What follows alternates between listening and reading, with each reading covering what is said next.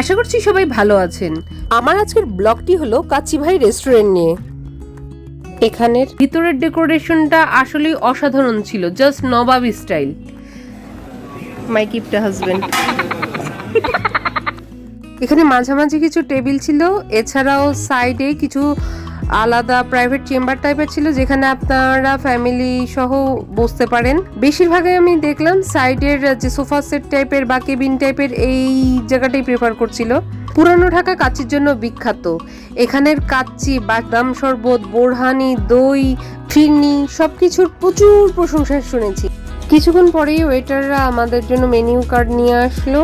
আমরা যেহেতু আমি কাচ্চি ভাই আছি, অবশ্যই কাচ্চি প্রেফার করব, বাট উনি কাচ্চি খাবেন না, তাই আমরা অর্ডার দিলাম প্লেন পোলাও, রোস্ট আর বোরহানি নিল।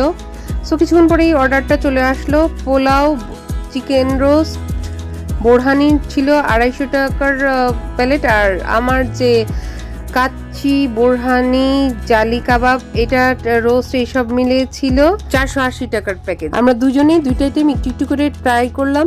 The test was so awesome, specially কাচ্চিটা আউটস্ট্যান্ডিং। প্রত্যেকটা খাবারই দেখতে অনেক লোভনীয় ছিল আর স্মেলটাও অসাধারণ ছিল। আর পরে আমার চোখ গেল মালাই লাচ্ছির দিকে।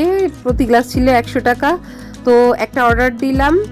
দেখতে কিন্তু অসাধারণ থাকলেও এর টেস্টটা অত ভালো ছিল না, বাট কাচ্চির টেস্টটা অসাধারণ ছিল। পোলাওটা এভারেজ ছিল আর রোস্টটা বেশ ভালোই ছিল। আপনাদের সুবিধার জন্য পুরো মেনুটি দিয়ে দিলাম।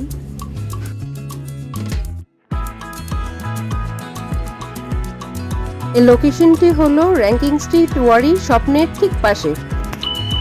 ভিডিওটি যদি ভালো লেগে থাকে please like, share and subscribe my channel. Thanks for watching.